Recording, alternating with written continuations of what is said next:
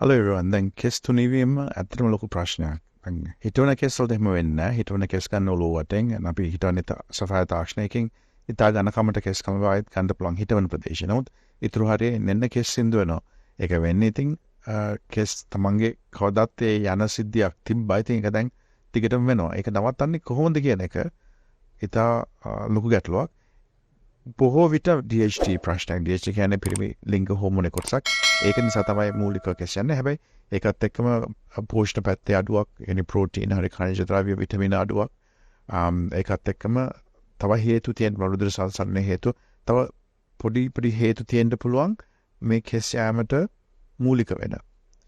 ඉතින් දැන් ඒකත් එක්කම අපි මේක හොයාගන්න අපිට යම් පරීක්ෂණයක් කරන්න වෙනවා. ඉතින් අපි තව වැඩි කාලයක් යන්න ඉස්සෙල්ලා ලංකාව ඇතුළත මේ පෞද්ගලික හොස්පිටල්ස් ආශ්‍රිතව මේ ඒ රෝහල ආශ්‍රිතව අපි යුනිට්ස් අරිනවා. ඒකත් එක්කම අපේ සෙන්ට්‍රල් ලැබ් එකක් හදනවා කෙස් සඳහා පරීක්ෂණ කරන්න.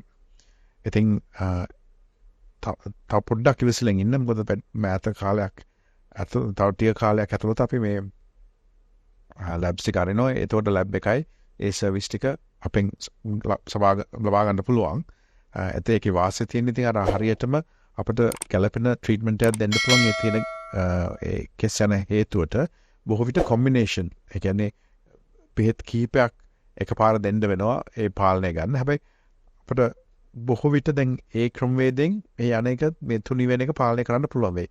ඉතින් ඕගොල්ලෝ තියෙන්නේ කෙස් අඩුවක් තියෙනවා නම් දැන් ආවිල්ලා අපි හම් වෙන්න ඉක්මනින් කඩනමින් මේ ඇක්ෂන් එකක් ගන්න එක තමයි හොඳම දේ. මොකද එතකොට කෙස් යන එක නවත්තන්න පුළුවන්. ගොඩක් අඩු වෙන්න ඉස්සලා අඩු වුණා නම් අපි හිතවමු.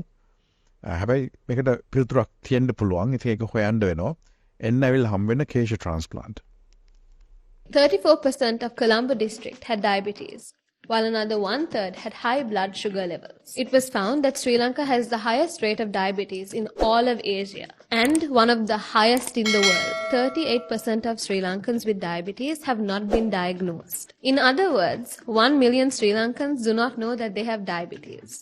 Diabetes is more common in Sri Lankans who are overweight and those who are better off or living in developed areas of the country. The highest rates are seen in Western Province, Jaffna and some parts of the Northern and Eastern Province. Use balance to control your carbohydrate intake. ඔබ කන පිෂ්ඨ ප්‍රමාණය පාලනය කරන්න balance යොදා ගන්න.